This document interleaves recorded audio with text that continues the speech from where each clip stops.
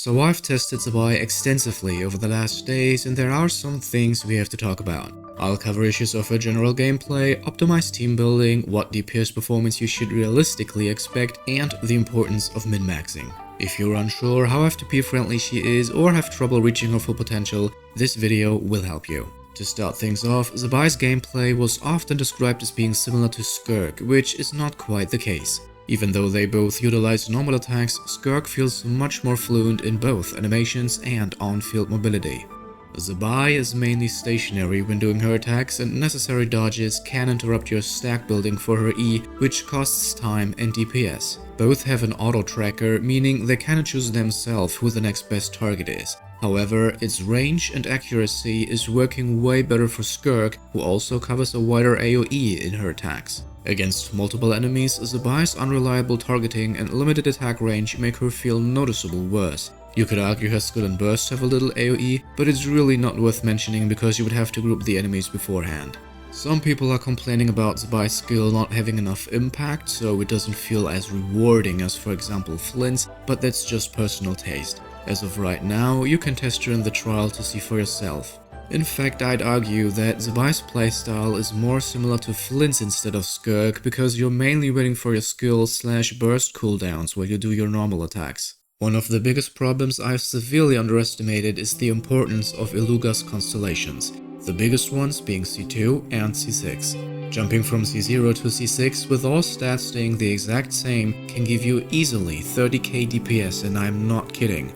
With C2, a conservative estimate will be around 120k, with C6 it jumps up to 140k and upwards. In the past, we talked about how dependent Farozan, Chevy or Gaming on their C6s are, but Iluga is honestly not far off from that. Chances are you're not getting all 6 Iluga cons if you're just going for a C0 Zibai. They could have just released a complete 5-star support and you would have had at least a guarantee of getting them in a certain amount of polls. Hoyo needs to improve their guarantee system for 4 stars or at least add them to the shop. Wuthering Waves already has a good solution. After you've obtained a 4-star on the banner, you can get copies in the shop to get the necessary cons. In Genshin, you could throw in 500 polls and not get a single copy of the 4-star you want.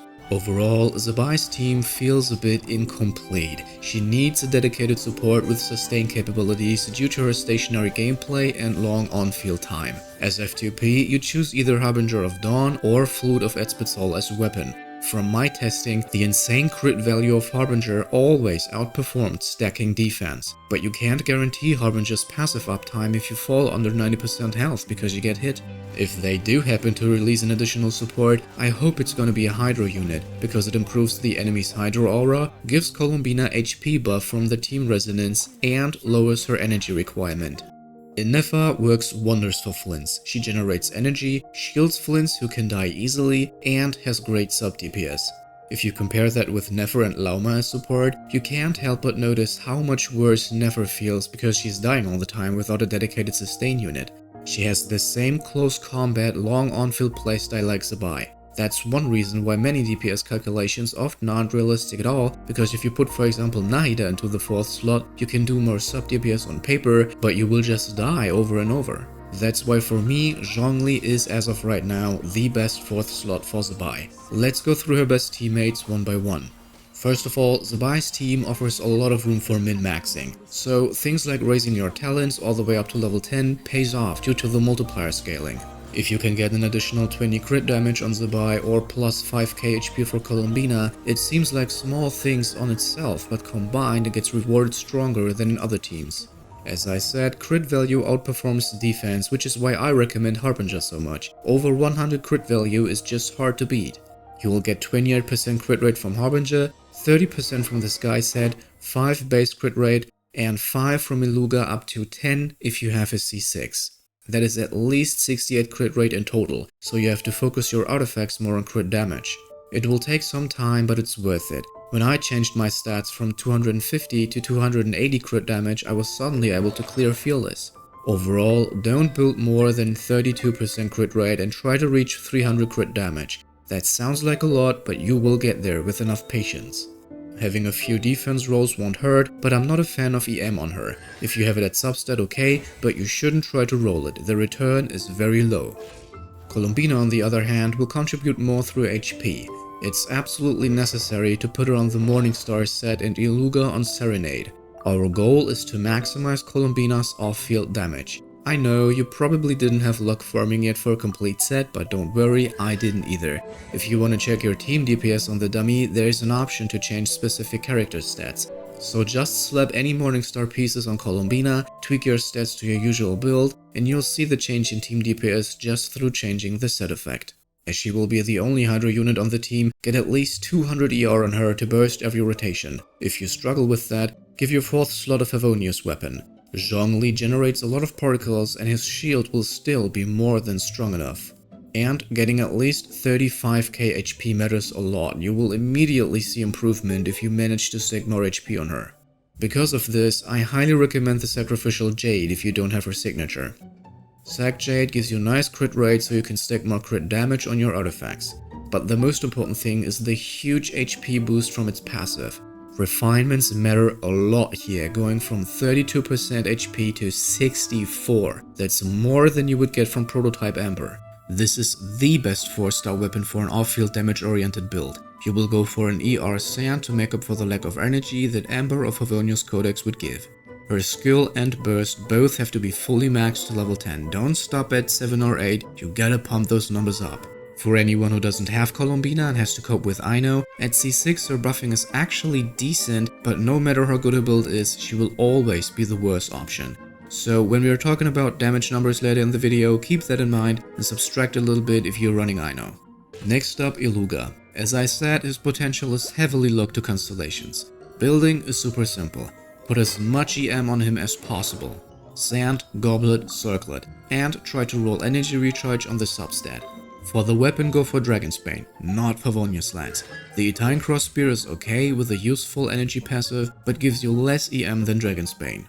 You can burst every rotation with under 150 ER thanks to 3 Geo units in the team. Without C1 and only 2 Geo units, it goes up to around 180.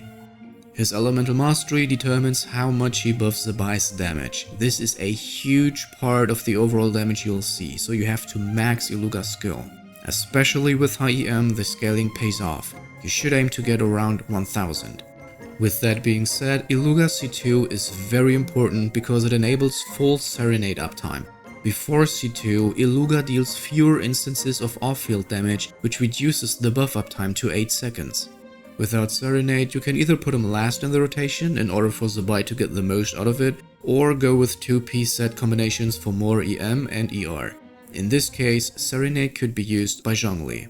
Usually, you just build him as Tenacity Shield bot, you just care about HP to maximize his shield strength. However, there's a way to improve his buffing capabilities a little bit. First off, if you like, you could go with the Instructor set to give a little bit EM, but honestly, I don't think it's worth it because you'll be forced to lower main stat on the 4-star artifacts, and the EM buff doesn't seem to result in much improvement overall. A better alternative would be the Husk set for its defense boost. Thanks to Lunar Resonance, your crystallized reaction damage can be buffed up to 36% based on the defense of a non-lunar character. In other words, Zhongli can buff your damage up to 36% if you can get his defense to 3600. The downside, of course, is that it takes away most of his shield strength, which scales on HP.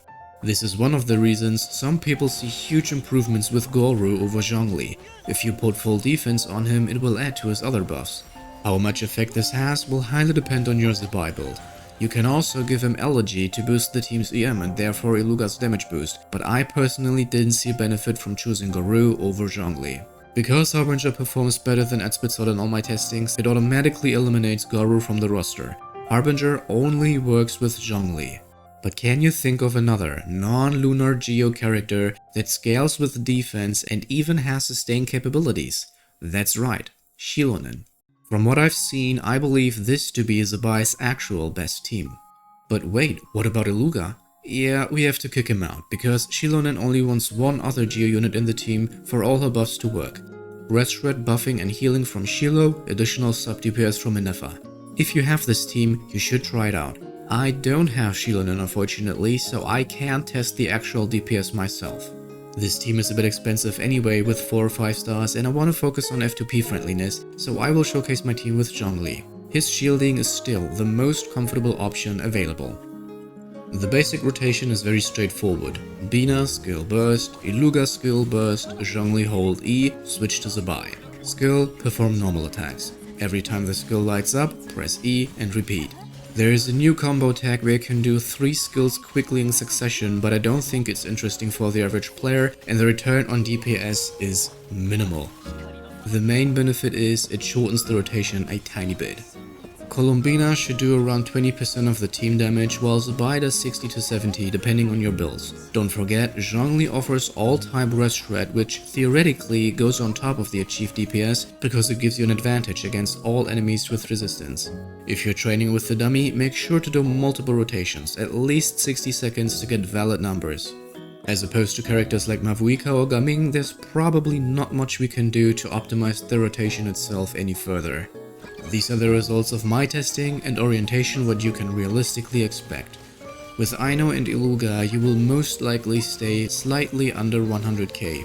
I'm reaching 90k here, but my Aino isn't built at all, so you should be a tiny bit higher. Columbina will crack the 100k border. Bina and Iluga C2 can bring you up to 125k plus, depending on how good your builds are. With my current setup, I am at 120k because my Columbina's on the Serenade set. I simply didn't have enough luck farming the new Orbate set. If I switch sets and copy the stats from my current build, I could reach up to around 140k. A huge jump only through the set effect. Iluga C6 can improve this to over 150k. This is around the same damage for Nefers and Flint's premium teams. Way better than Varka, who has trouble getting to 100k with multiple 5-star supports. If you followed the calculated DPS before her release, Zibai looked extremely strong and some F2P teams were inflated up to 180k. I appreciate the work of TCS, but the average player has to tune down his expectations a little bit. I think she's great for new players who can get a strong DPS with a full team ready to go on her banner. However, getting her full potential and reaching numbers from Calc sheets requires a dedicated and invested build. Much better than the average player has or the alleged standard artifact values they're using. To be honest, at first I was a little disappointed during the first testings, but with optimizations I can reach up to 100k plus, and for a C0 5-star that's pretty good. But for that, she needs more optimization effort than other carries. Compared to Flint and Nefer, a C0 Zibai will be slightly weaker for you without Iluga at C6, the same way Flint and Nefer fall off without full potential of their dedicated supports. If rumors are true, we should get a Flint's rerun next patch. His C1 and R1 are both very strong upgrades and maybe a safer option than gambling for Iluga constellations. Because it is really nothing more than gambling. That's why I said a guaranteed 5-star like a Nefa or Lauma is better than a 4-star that you need constellations for. If you want my personal advice if you should pull Zibai or maybe wait for Skirk, trust me, go for Skirk. Her team with Farina and Escoffier just feels so much better. Escoffier in particular makes you realize what Zibai misses. So if you're unsure on what to do right now, it could be a good idea to wait until the next banners are officially announced before making a decision. Especially the weapon banners could be insanely strong. Thank you all for watching, don't forget to leave a like and subscribe, and I see you all next time. Bye.